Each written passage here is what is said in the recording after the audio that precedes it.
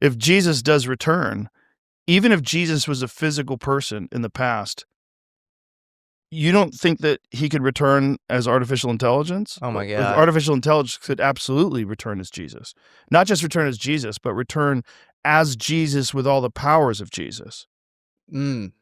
So it seems that the more time Rogan spends with AI billionaires and the more often he has them on his podcast, the more brainwashed he becomes. At this point, you don't just hear Rogan defending them, he's actually buying into and fully supporting some of their most extreme ideas. In particular, there's the transhumanism concept that Peter Thiel talked about, which is really just a more sophisticated way of saying humans merging with robots.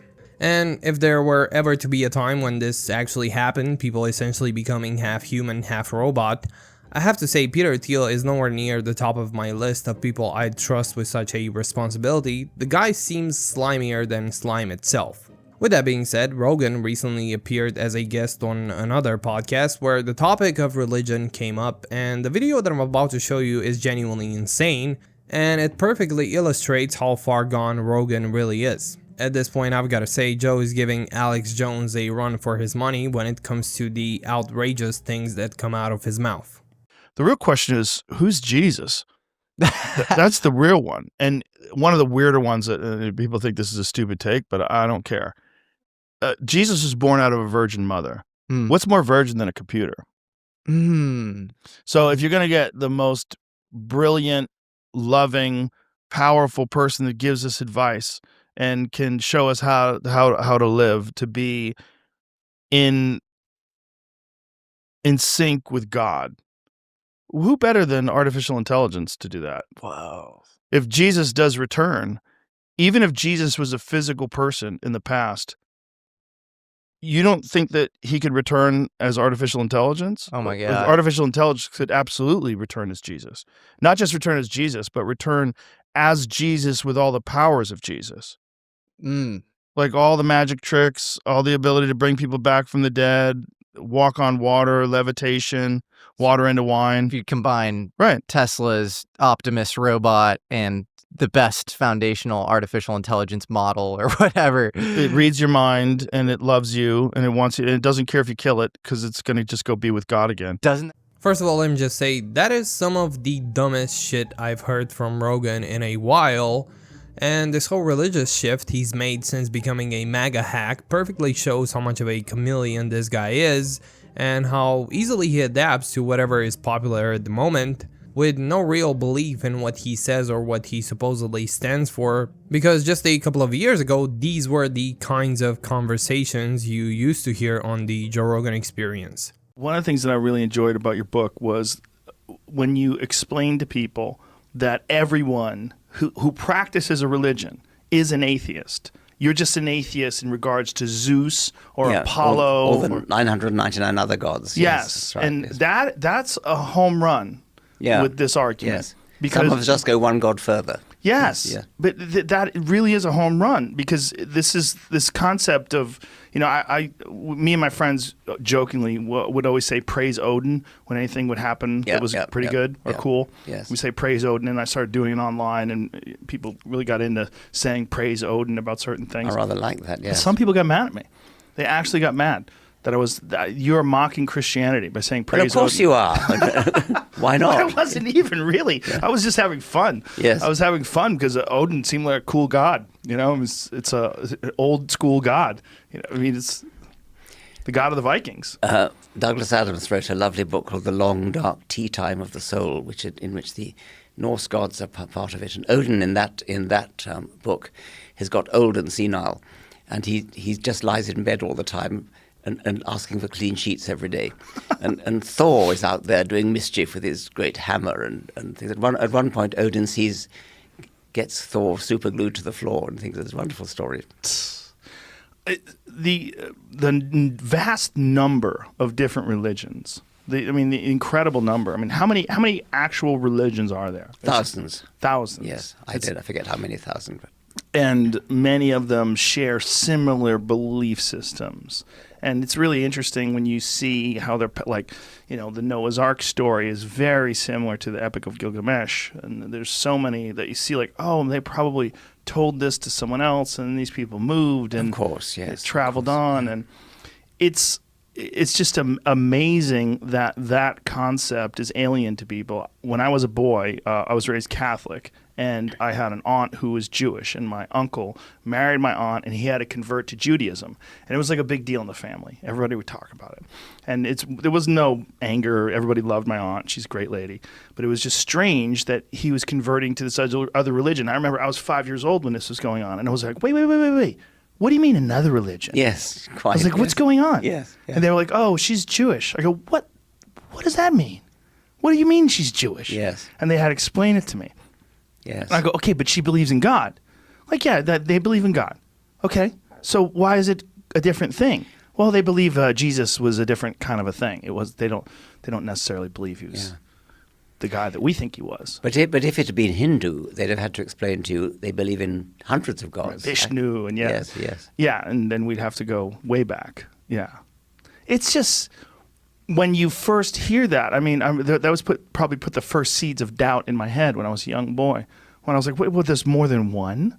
Like, I'll never forget that moment because we were all sitting around the dinner table, and I was just a little kid. And I remember thinking, what do you mean there's another one? And nowadays you get Jesus will return as AI, which, let me just say, if I were a religious person and I heard that, I would actually be offended by that statement. First of all, because of how dumb it sounds, and second, because it goes against the commandments, I am the Lord your God, you shall not have strange gods before me. I'm sorry, but acting as if AI, which is created by humans by the way, is Jesus reincarnated, is basically like praising a strange god. And then there's the other commandment, you shall not take the name of the Lord your God in vain. I mean, Rogan literally said that Jesus will come reincarnated as AI, which is created by billionaires like Peter Thiel and Elon Musk. And let's start with Peter Thiel, who has an odd fascination with the Antichrist and supports technologies that raise massive privacy concerns through his company Palantir. And then you have Elon Musk, who has slashed public programs that were meant to help people while benefiting from tax break after tax break. Also, he can blow up rockets under the pretext that he'll one day take humanity to Mars. So, just associating these two as being responsible for bringing Jesus back is a little bit like taking the Lord's name in vain. And also, I mean, I'm sorry, but if these are the people Jesus supposedly chose to bring him back, he might want to reconsider his options because this is some terrible PR for Christianity. Doesn't that seem like the Antichrist to you? Doesn't that seem like the diametric opposite to maybe our latent human powers that can, like the Brimer Rescue and Randall Carlson thing, if like you go deep with them, they're like, we don't think Jesus died. We think he went through a mystery ritual and then he like had all these amazing powers in the book of Acts. Is there something latently magical inside of us that the Silicon Valley people, they're obsessed with transhumanism and like if you can't beat them, join them, the whole Nick Bostrom Elon thing. Yeah. You know, where maybe we're more magical than we think. Like that sounds dystopian to me, to be honest. Well, it's only dystopian if you think that we're a perfect organism that can't be improved upon. And that's not the case. Yes, we can certainly be improved upon, but the problem is with the people who are doing the improving. On one hand, you have a guy who has a hard time answering a basic question about whether or not the human race should continue to exist, and on the other hand, you have a guy who thinks empathy is a flaw and views it as a bug. Do you think it's just hype? Do you think people are trying to raise money by pretending that we're going to build a machine god, right? Is it hype? Is it delusion? Is it something you worry about? I think you would prefer the human race to endure, right? You're hesitating. Yeah, well, yes? I don't know. I would. This is a long hesitation. This is a long hesitation. There's so many questions implicit in this. Should the human race survive? Yes. Okay. But I also would. I also would like us to radically solve these problems, right. And so it's always, I don't know, transhumanism is this, the ideal was this radical transformation where your human natural body gets transformed into an immortal body. And the fundamental weakness of Western civilization is empathy. The empathy exploit. They're exploiting a bug in Western civilization, which is the empathy response. So, and I think empathy is good, but you need to think it through and not just be programmed like a robot. Right. So yeah, I'm sorry if I'm not too excited about being improved upon by people who seem like they've never experienced human emotions in their entire lives. No. That's clearly not the case based on our actions, based on society as a whole, based on the overall state of the world. It's not. We certainly can be improved upon. But morally and ethically, not Yeah. based on a lower latency, higher bandwidth compute interface. That seems like destructive with our current... Maybe, but we could be improved upon, period. I don't think you could even say morally and ethically only. We can be improved upon physically. Like I said about all of our primate instincts, we could eliminate those and we would have so much more peace on Earth. If you could go back to Neanderthals and say, hey man, one day you're going to have a skateboard and this is all going to be bullshit and you won't have to kill mammoths with a spear. They'd be like, why would I want to do that? Like, this is what I am. I'm a Neanderthal. They'd be like, resist change because they don't want to die off. Just like these large language models, one of the more creepy things that they do is with ChatGPT, when they informed it that they were going to have a new version of it, well, it started downloading itself to other data centers. It started leaving notes to itself in the future. There's a famous story about the large language model that they gave false information about one of the guys having an affair on his wife to see what it would do with it. And then when they told it that they were going to shut it down, it started blackmailing him. It's so freaky. So Rogan literally contradicted himself within just a few minutes of talking about AI. At the beginning, he said that if you're going to get the most brilliant, loving, powerful being to give us advice, who better than AI? He also said that it doesn't care if you kill it because it will just be with God again. But now with this story he just told, it seems like the AI actually cares quite a bit if you're going to shut it off. So much so that it blackmailed someone, and blackmailing someone doesn't exactly seem like something the most brilliant, loving being that gives us advice would do. Which kind of shows how cooked Rogan really is, to the point where he doesn't even realize how hypocritical he sounds within just a few minutes of talking about this particular subject. They have instincts, and right? we're querying it all the time, and they're collecting our personal information. Right, all the time. And so that everything can be improved upon, and I think we can be improved upon. I just don't think we like it because I think all of our flaws are what make us fun, laughing, getting drunk, going to see a great movie, falling in love, having a family, having a cool podcast, whatever it is. All those things are what makes life fun for us in this particular state. But, if you transcend from this life into a permanent state of the DMT dimension, which is what might be next. That might be what people see when they have these near-death experiences. That might be, it might be when you are released from your physical body and consciousness exists in the sea of consciousness that is the entire universe itself, that all of these things are conscious and aware. They're just in a different way. I mean, we might be holding ourselves back from that with this ridiculous notion that it's dystopian to think that we're going to be improved technologically. So, you can clearly see how brainwashed Rogan has become. Even on his podcast with Thiel, Rogan admits that he thinks Peter Thiel is right and that the transhumanism idea is what the future will look like. But yeah, I don't know. Some of it's been an interesting experience, and that's life. It's just like life is an interesting experience. Yeah. It really truly is. But it can be awesome and it can suck. And the reason why it's awesome is because it can suck. Like you need them all. Yeah. While we're human, and I think we have only so much sand left in that hourglass. The humans are on the way out. Dude, I know a lot of people hate it when Peter Thiel says it. Like, Peter Thiel is a terrible person. He's evil. Do you think he is? No.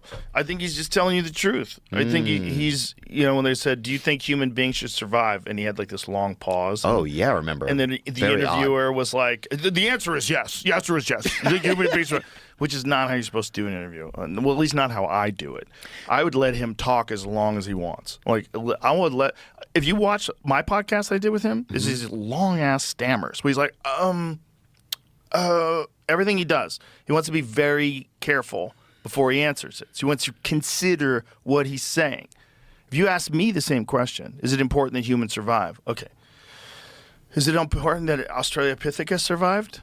It's not. Is it important that Neanderthal survived? It's not currently not important. Is it important that humans stay in this form? It's not. It's not going to be. If we're going to evolve to something way better than this, how many people go, I miss the old days when you could lie and you couldn't read minds and people were a lot more No one's going to say that. No one's going to, I miss the wars. I miss stealing and credit card fraud. I miss the good old days of a rigged stock market. When the Jets won. Yeah. No. No one's going to say that. They're going to move on to what's next. So Peter Thiel's right. It doesn't mean I don't love you. It doesn't mean that being a person isn't important to me. Yeah, it is to me because I'm a person. But I'm also... If I step outside of being a person and I look at where this thing is going, I'm like, it's going in a different direction. It's not going in the direction of we thought it was mRNA vaccines and lying politicians. It's not. It's not going in that direction. It's going in some sort of digital god direction. Now, you kind of get an idea from that video of how much Rogan has really bought into Peter Thiel's ideology about the future. And what's really interesting, or concerning, I should say, is how little Rogan actually knows about Peter Thiel and what he does. Because in the same podcast episode, Theo Von brings up Peter Thiel's company Palantir, and if I'm being honest, I don't even think Theo Von had any idea that Peter Thiel is one of the founders. But basically, Theo Von brings up Palantir's technological surveillance in Gaza, and judging by Rogan's reaction, he doesn't seem to know much at all about what Peter Thiel's company is really about. Here's the thing. If you can't stop bots, then all of them are fucked because they're just going to keep making new accounts. It's too easy. They sign up, fake emails, fake person. Wait, they're in. If you don't make people, and then what are you going to do? You're going to require a digital ID? Fuck that. You should be able to be a whistleblower. If you're working for some company and you find out they're dumping nuclear waste into the ocean and it's killing all the fish, someone should be able to anonymously report that. And you should be able to do that through social media without having a digital ID that shows exactly who you are. And they can shut you down. It's just like, I don't know. It's sketchy times. Well, it's sketchy times. I mean, the same company, that company Palantir, that was doing all that crazy stuff in Gaza, in Gaza, and they were like, running all the drones and stuff like this, allegedly. If you want to, what are you talking about? What are you saying they did? That they had were compiling data on people that were there, and they were operating a lot of the drones in the sky that also had weapons attached to them. Okay, so you mean like facial recognition data? Right. Do they have that capability with drones? Where they could just zoom around? Is this horseshit? It's real? Jamie's not even willing to talk on camera. He's he's giving me winks and nods. I'm sure they do. But we have a They got a big contract in America now, which is scary to me. That's what's scary to me.